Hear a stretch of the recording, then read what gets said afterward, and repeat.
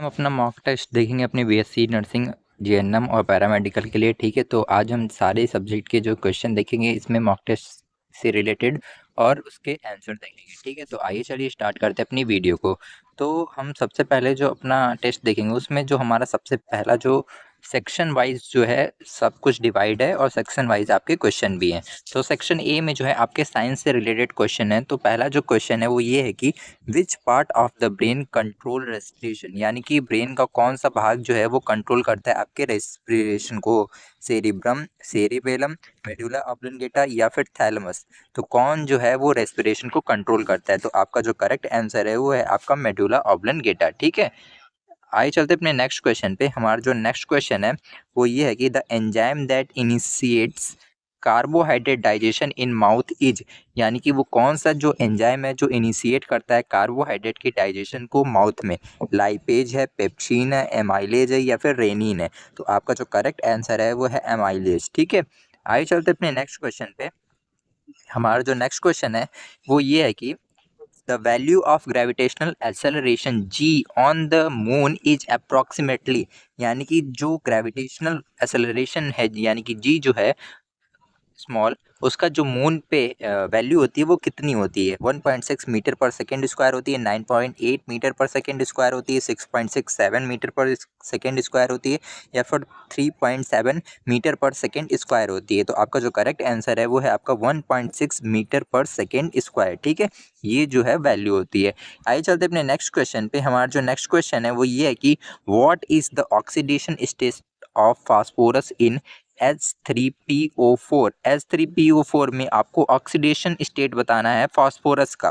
ठीक है, +3 होता है, +5 होता है, -3 होता है या फिर +1 होता है। तो आपका जो करेक्ट आंसर है वो है आपका +5। ठीक है, फास्फोरस का जो है ऑक्सीडेशन क्या होता है H3PO4 में आपका होता है +5। ठीक है, आइए चलते हैं अपने नेक्स्ट क्वेश्चन पे। हमारा जो नेक्स्ट क्वेश्चन है वो ये है कि which one of the following is an example of non contact force, यानी कि इसमें से कौन जो है वो एग्जाम्पल है एक नॉन कॉन्टैक्ट फोर्स का? फ्रिक्शन, टेंशन, ग्रेविटेशनल फोर्स या फिर अप्लाइड फोर्स। ठीक है, तो आपका जो करेक्ट आंसर है वो है आपका ग्रेविटेशनल फोर्स। ठीक है, ग्रेविटेशनल फोर्स जो है वो आपका एग्जाम्पल है एक नॉन कॉन्टैक्ट फोर्स का। ठीक है, आइए चलते अपने नेक्स्ट क्वेश्चन पे। हमारा जो नेक्स्ट क्वेश्चन है वो ये है कि the bond in O2 molecule is, यानी कि O2 जो मॉलिक्यूल होता है उसमें जो बॉन्ड होता है वो कौन सा होता है? सिंगल बॉन्ड होता है, डबल बॉन्ड होता है, ट्रिपल बॉन्ड होता है या फिर आयनिक बॉन्ड होता है? तो कैसा बॉन्ड आपका पाया जाता है O2 मॉलिक्यूल में? ठीक है, तो इसका जो करेक्ट आंसर है वो है आपका डबल बॉन्ड। ठीक है, कौन सा बॉन्ड पाया जाता है ऑक्सीजन मॉलिक्यूल के बीच में? डबल बॉन्ड पाया जाता है। आइए चलते अपने नेक्स्ट क्वेश्चन पे। हमारा जो नेक्स्ट क्वेश्चन है वो ये है कि which blood vessels carries oxygenated blood from lungs to heart, यानी कि कौन सी जो ब्लड वेसल है वो कैरी करती है ऑक्सीजनेटेड ब्लड को आपके लंग्स से हार्ट तक?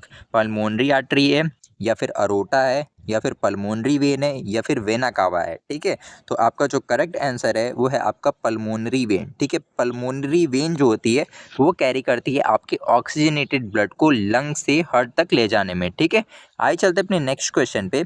हमारा जो नेक्स्ट क्वेश्चन है वो ये है कि विच organelle has it own DNA, यानी कि इसमें से किस ऑर्गेनल के पास खुद का डीएनए होता है? राइबोसोम, एंडोप्लाज्मिक रेटिकुलम, माइटोकॉन्ड्रिया या फिर गोल्गी अपार्टस? ठीक है, तो किसके बाद खुद का डीएनए होता है आपको ये बताना है। तो आपका जो माइटोकॉन्ड्रिया होता है उसके बाद क्या होता है? खुद का डीएनए होता है। ठीक है, आइए चलते अपने नेक्स्ट क्वेश्चन पे। हमारा जो नेक्स्ट क्वेश्चन है वो ये है कि what type of immunity is provided by vaccination, यानी कि वैक्सीनेशन के थ्रू किस प्रकार की जो है इम्यूनिटी प्रोवाइड की जाती है? ठीक है, natural active, artificial active, natural passive या फिर आर्टिफिशियल पैसिव?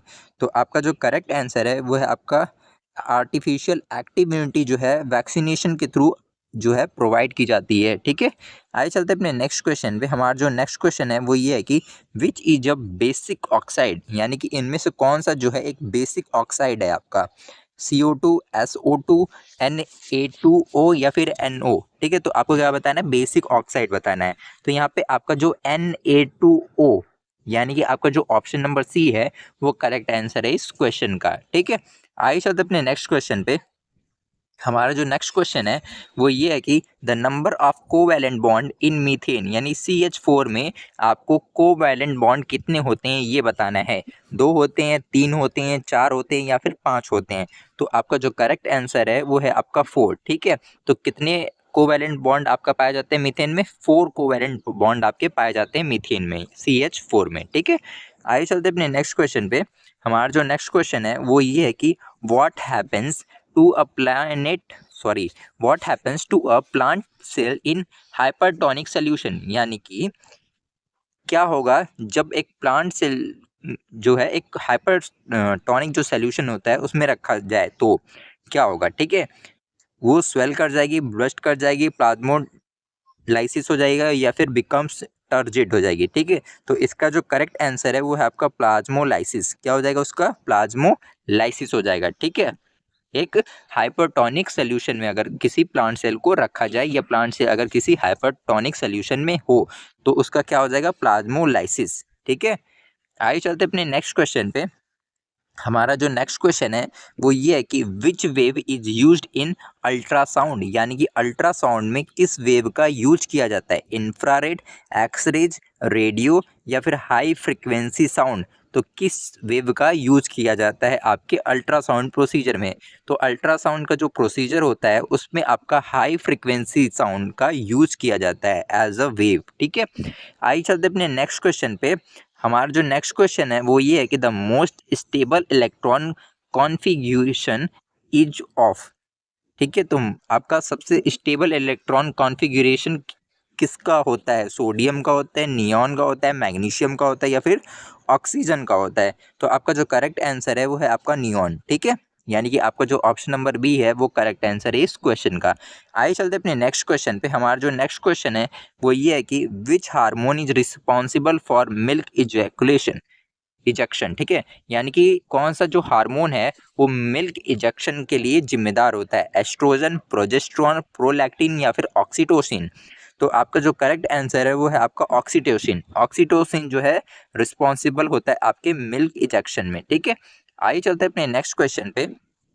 हमारा जो नेक्स्ट क्वेश्चन है वो सेक्शन बी से है। ठीक है, इसमें आपको इंग्लिश के क्वेश्चन मिलेंगे। तो हमारा जो सबसे पहला जो क्वेश्चन है वो ये है कि चूज द करेक्ट स्पेलिंग। आपको करेक्ट स्पेलिंग बतानी है एक्कोमोडेशन की। ठीक है, तो करेक्ट स्पेलिंग इसमें से क्या है वो आपको बताना है। तो आपका जो करेक्ट आंसर है एक्कोमोडेशन का वो करेक्ट स्पेलिंग होती है ACCOMMODATION। ठीक है, यानी कि आपका जो ऑप्शन नंबर सी है वो करेक्ट आंसर है इस क्वेश्चन का। आइए चलते अपने नेक्स्ट क्वेश्चन पे। हमारा जो नेक्स्ट क्वेश्चन है वो ये है कि साइनोनिम्स ऑफ ऑब्सोलेट। ठीक है, आप ऑब्सोलेट का आपको क्या बताना है? साइनोनिम्स बताना है। ठीक है, मॉडर्न होगा, आउटडेटेड होगा, फ्रेश होगा या फिर इम्पोर्टेंट होगा। तो इसका जो करेक्ट आंसर है वो है आपका आउटडेटेड, यानी कि आपका जो ऑप्शन नंबर बी है वो करेक्ट आंसर है इस क्वेश्चन का। आइए चलते अपने नेक्स्ट क्वेश्चन पे। हमारा जो नेक्स्ट क्वेश्चन है वो ये है कि choose the correct indirect speech, यानी कि आपको ये जो सेंटेंस दिया है इसका करेक्ट इनडायरेक्ट स्पीच बताना है। She said I have finished the homework, इसका करेक्ट इनडायरेक्ट स्पीच क्या होगा? तो इसका जो करेक्ट इनडायरेक्ट स्पीच होगा वो होगा आपका she said she had finished the homework. ठीक है, यानी कि आपका जो ऑप्शन नंबर बी है वो करेक्ट आंसर है इस क्वेश्चन का। आइए चलते अपने नेक्स्ट क्वेश्चन पे। हमारा जो नेक्स्ट क्वेश्चन है वो ये है कि आइडेंटिफाई द करेक्ट सेंटेंस, यानी कि आपको ये जो 4 ऑप्शन दिए गए हैं इनमें जो 4 सेंटेंस दिए गए हैं इसमें से आपको बताना है कि कौन सा जो सेंटेंस है वो बिल्कुल करेक्ट है, यानी कि बिल्कुल सही है।